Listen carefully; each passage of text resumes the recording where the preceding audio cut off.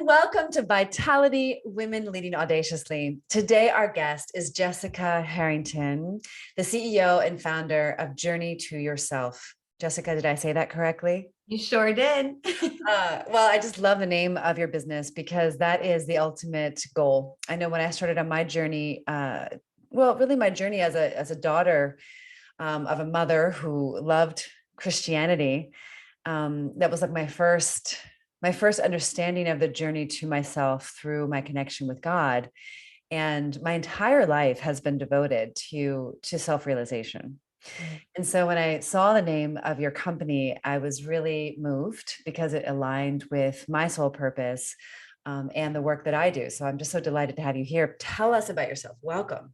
Yes. Well, thank you so much. I love how much the name resonates with you because it definitely resonated with me, obviously. So so a little bit about me, we can start with where the name came from. I think is always a good start, right? So I'm Journey to Yourself. My name is Jessica Harrington. I consider myself as a stress management coach. I have my master's in public health, but so where did all of this even start, right? So because master's in public health, you can really get a lot of jobs with that. So why did I just go, well, it was a great degree. Let me start my own business. So basically what happened was, I've always wanted my own business. I always wanted to support other people. I feel, I am where I am because of the people that I surround myself with. I grew up in, there was addiction in my household, there was abuse, there was everything in between. And so the reason I am where I am is because of my neighborhood, of the people that I surround myself with. And so I decided to grow from that. But as we all have our upbringings, as you just mentioned as well, we all take a habit from that. And so my habit was always putting a happy face on. And so I always was like, oh, I'm the cheerful kid, nobody asks us what's wrong. It's always great and sunshine over here. And so I really took that mindset with me throughout my life, throughout careers, throughout my relationships, and so no one ever asked, hey, are you okay? Are you feeling sad? What do you need? No one ever asked, right? And so one day that takes a toll. So after a 12-year relationship, got a divorce, started literally just packed my car and moved out, gave them everything and really had to refine myself. And what did that look like for me? And so I had a business during this time. I was working mainly with moms. And when I needed to refine myself, I had to shut that business down because to me, I don't think you can help others if you're not fully whole. And so when I was going through that process of literally refining myself, there was a moment when I said, all right, I'm going to start my business again.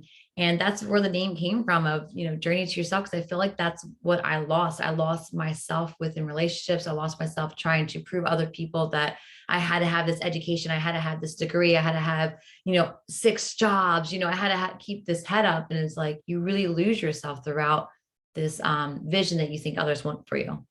So interesting. I think what you're describing resonates with me because I can relate to it. And I think it's also kind of how our parents raised us, whether it was conscious or unconscious, just kind of be the good girl. And then there's also what I realized also, I also got divorced, which was a huge learning curve for me in terms of like, what happened here and why did it turn out like this? And what role did I play? And, it's just also codependence, right?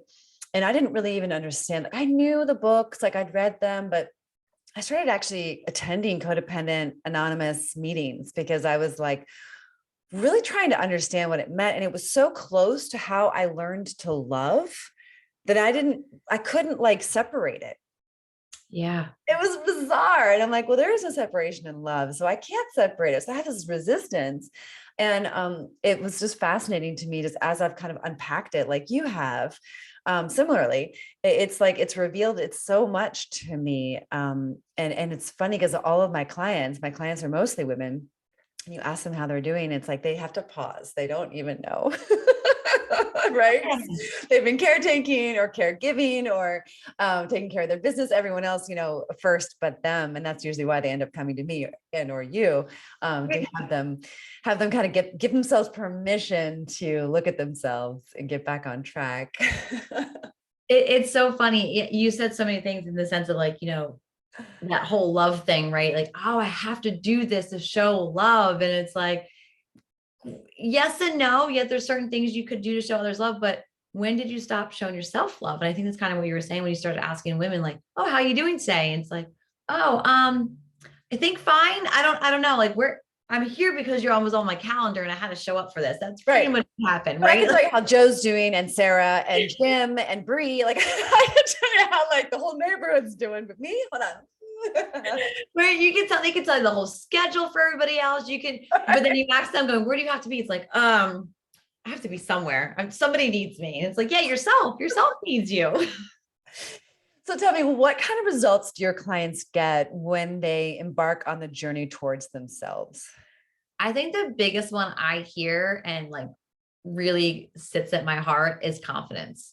I work with them a lot and go, okay, what's your stress? What's your awareness? How are you reacting to that? How's your perception on stress? But what they really end up doing is working on these habits for themselves. Like you just said, how am I checking in with myself? How am I communicating? Time management, all these things.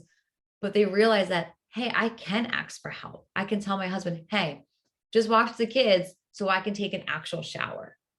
Can you watch the kids so I can go grocery shopping by myself and maybe grab a cup of coffee? Right. And so when I learn to speak up, or then also realize what I need and want, because like you just said, I don't even know if I'm fine. How am I supposed to communicate what I want in my life? How do I know? We talked about that whole divorce thing, right? How did it get there? Well, I also didn't know how to ask what I wanted. I'm not saying that, well, that's not the whole nutshell. I'm not saying that's the only issue, but we didn't, because I didn't know. I didn't take that time. And then if we don't ask for what you want, which I'm not great at, by the way, it's like, it's definitely an edge for me that I'm working on. Then comes that aggression, that passive aggressive tone, or the short fuse. And it's like, it's because I don't have that muscle built very well in learning how to ask for what I need, because I have shame around having needs, which is ridiculous. Like hearing myself say that is ridiculous, but it's actually true. Yes. And so it's like a total edge for me, and it's like terrifying when I practice it, but it works out really well, actually. It's like, I feel so shy. Oh, but it's so true. No, but it's so true. We're so like groomed and taught like not to ask for help, especially as a woman. And you have to do everything. You have to do everything. I don't know if you've seen this. I mean, currently there's this TikTok trend going on that, oh, well, if I don't do it all, or it says, you don't have to do everything. And it's like, well, then who else is going to do it? It goes, well, you don't have to do everything because not everything is important enough to do all the time. One of my clients I was just talking to this morning, and she was saying, I realized I didn't have to do that. That was okay if I put that to later. And what happened when she put that to later, somebody else helped her with it. So it was like, and she goes, I just felt like this weight lifted off me, so there's so many things that come out of speaking up and realizing what you need. Yeah. And it's different than asking for what you need or demanding. So the way you ask, and I think there are a lot of coaches in my audience. So there's something you said earlier, I just want to bring up for a sec. I think that, we have to do our work in order to be able to help our clients. But I think that we're all on the journey towards ourselves, and we're all striving for wholeness. Sure. Yeah. And I think that, being a coach, like you don't have to have it all figured out to be a great coach. No. You do have to have skills to know how to coach and ask provocative questions and co-create with your client and do all these, coachy things. But coaches know what I'm talking about. Yes, I'm with you. But I do just want to say that, that we are all in process. And I just want to a lot of coaches that I work with and mentor feel like they have the imposter syndrome. And, I don't like when you said you have to be whole in order to help others. Like we're on our way towards wholeness. Like I think you have to be sincerely in your work, yes, in order to help others. So I just wanted to mention that.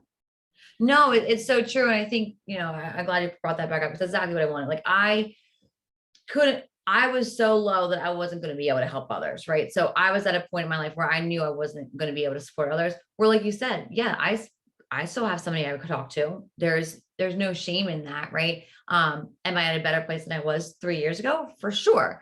But 3 years ago, I wasn't able to have a real conversation with you about what's going on in your life because I was so absorbed in what was happening and feeling that it was hard for me to work with anybody. So that's why I shut it down. But yeah, you're right. That is continuous work. Like I said, I work with somebody because once you heal something, that another something else that's coming up. It's like, great. that's healed. A star. Here's your next thing to work on, you know? Never ending, but it's the joy. I mean, I love it. I've learned to love it a lot. You also said something else that I just really feel strongly about, which is about how we communicate. And that means like how we communicate externally, but also how we're communicating internally. And this morning in my workout, there was this quote that the teacher spoke, which really, really touched me. It was actually from, what's her name? Shodra. Do you know who I'm talking about? I don't remember her name, but the quote is, and I apologize if this quote is, it's not mine. That's what I'm saying. The warmth of the experience of allowing is kindness. So someone asked this woman, what is kindness? And she said, it's the warmth of the experience of allowing. Wow. And I work with a lot of type A women, and it's challenging for us to be kind to ourselves. And I just felt like that was so huge, to just understand that through the sensation of allowing. And I realized, like, in that go mode of to do, there isn't a lot of space for allowing. There's a No, lot of like judging and resistance. And I know those things aren't good, but it's part of the human experience, it sure. seems. So I don't know. No, What do you hear in that for you? no, I love that so much. 'Cause I think to me, I think it's also when we say allow, we're letting go of control. So when I'm hearing that, right? Exactly. Your whole body just goes, what do you mean? You know, so I think there's two things there in the sense of allowing, right? So you're allowing negative things to happen. I think sometimes when we're in this healing process and we're trying to be better, we think no bad's going to happen. And that's not what it is, right? So I think understanding that when this negative thoughts come in or a negative action comes in, how am I processing that? And I'm processing it with kindness, right? So what you just brought up too is that inner talk. Okay, well, I'm doing this workout. Yesterday I was doing 30 pounds. Today I'm only doing 15. I'm a loser. I'm not good enough. I'm right. All those things that we tell ourselves, and actually showing that inner critic, kindness, instead of sometimes we yell at it going, oh, like, or we bring it in going, oh my God, you're right. I'm a loser. I'm not good enough. Or we start going, well, why would you say that thought? Like, where's the proof to that, And so we start fighting it, but instead of just going, you know what? I just don't want to hear that today. That doesn't serve me. That doesn't motivate me to keep going. That's not the thoughts that I need in my head. Instead of just showing it with kindness, that's kind of where my brain goes. So two things, allowing the negative, but also showing it kindness and not fighting it. Yeah, like it's not, in charge, that you're like, your kinder self is in charge. Yeah. I used to like shun things in that I didn't like that were negative. And now I'm like, okay, I just have to like integrate them. And that's been really, really valuable for me because I pretty much tried everything. I tried to bypass it, go over it, under it, around it. And now I'm like, okay, I got to go through it. I get it. You gotta go through it. Get through it. Avoidance, right? We again, going back to that control, if I say this, if I do this, then this will happen. And goes, you literally have no control of anyone else's actions besides your own. You have no control of anyone else's outcome. You don't have control of what happens to you. You have control on how you perceive and react to the situation. That's literally it. That's all we've got. So how do you create balance in your life, for like your day to day? You're working, you've got, all kinds of things going on. Like, what is it that you do? No, it's really good. So I'm really big on to-do lists, but I'm really big on setting priorities in the sense of, it's one of the things that I also work with my clients with. It's just like, okay, what do I have to do today? You know what I mean? So what do I really have to do and getting that done, in the sense of, but also being realistic. A lot of times we say, oh, I'm going to do this big project and only give myself an hour, or think I can get a whole project done within the day, right? So being realistic of what I have to do with that to-do list. So really bite-sized pieces is what I work with. But also and this is kind of where a lot of this journey became, was just letting me do what I want in the sense of giving myself relaxed time. I think, going back to that inner child is we weren't allowed relaxed time. It was like, oh, you have to keep going. You see it in work. You have time to lean, you have time to clean, things like that are around us. And so it goes, no, I just get to read today, and that's still being productive. So realizing that there's more to being productive than just going, okay, cleaned, I did business emails, just literally taking care of myself. So yeah. Nice. Yeah. Everyone has different strategies on how they keep it all together, so to say. I think balance is kind of a silly word, but in its own right, it is balance. And it's constantly changing. I love when I lived in France, they had like, for example, like the mushroom guy, the guy selling mushrooms would have like one of those old fashioned scales, where they had like the two sides. Yeah. And I just love the image of that, because that is really, it's constantly changing, literally, with the wind and with the energy. And, there's just so many things that influence it. And we all have that, balancing act or juggling act to our lives. And some days it feels better than others, that's for sure. But again, it goes back to allowing. It's like, hey, I'm going to give myself permission to read, or I'm going to give myself, a half day for this project instead of an hour. So it's that honesty that's required. Oh, honesty. But I loved how you said the balance thing too, because I think a lot of times when we hear balance, people are going, oh, it has to be 50-50. And that's not realistic. Like you said, some days I'm going to have to do self-care more than I do business care. And sometimes I have to do more family than I have. It's all balanced. But you said like literally the wind changes that, right? So, and allowing all of that to happen, you're right. There's so many factors with that for sure. Yeah, I am so excited. So my daughter is like really hardcore. Like really, like it's like we had an invitation to go sailing yesterday. And she was like, no, mom, I need to work on my business plan. You and I made an appointment. I'm like, she's 17. I'm like, honey, maybe we should just go sailing. Like, it's a really nice day. It's the first day of spring, like she's like, but I was just really struck by, right, wrong, good or bad. I was just like blown away by it. Yeah, to where I'm going to give her a graduation. She graduated early from high school. So I'm giving her a graduation gift, which I'm so excited about. Big surprise on Thursday. And it's like a Yes. self-care day. So I'm really excited. Oh, I love that. But I think that's a struggle though, too, just in that sense of, okay, it's really great. She wants to work on her business, but is it sailing more important? And that's what it is, right? That's that balance, because sometimes, just skipping that event to work on the business is more important. But sometimes it goes, okay, when's the last time I got to go enjoy this moment to go sailing? And I mean, so it's that balance act again. It's crazy. it is. I mean, she was super relieved that she got the work done that we did yesterday, but I was like, I kind of wanted to go sailing. Anyway, it's all good. So when you're feeling like really low on energy, what do you do? Like, what is your kind of go-to? Some people just like to sleep. Some people like to go for a walk. Some people cook. Everyone has a different thing. Oh, for sure. And I think, it depends on what triggers it, right? So, but I would say my biggest go-to is definitely journaling. A lot of the times what I feel like drained or defeated is because of whatever's happening in the brain. I call it the hamster wheel, which is like those thoughts that just keep spinning and spinning. So for me, I just have to get it out from my brain and put it right on paper. But yeah, you said a couple other things for sure. Going outside with the dogs, just getting that sun, 5-10 minutes just goes, it's like a switch. It goes, oh, I can breathe. I'm good. But cooking, it's funny. If you had asked me 3 or 4 years ago if cooking was my thing, I would tell you, don't ever put me in the kitchen. I burn boiling water. Like I'm that person.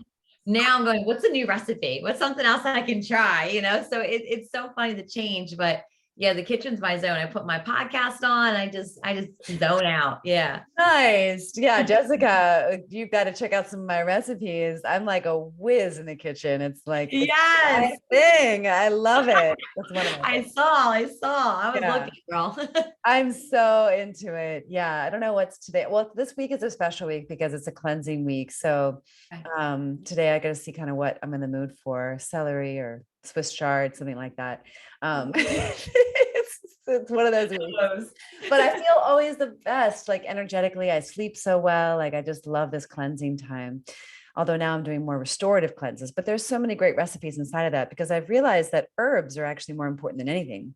Wow. Yeah, like black cumin seed and neem and ashwagandha, maca, like all these kind of adaptogenic herbs, triphalia and shatavari, like all these kind of Ayurvedic restorative herbs and tonics, dandelion and nettle and red clover and all that kind of stuff. So that's like really the focus for me.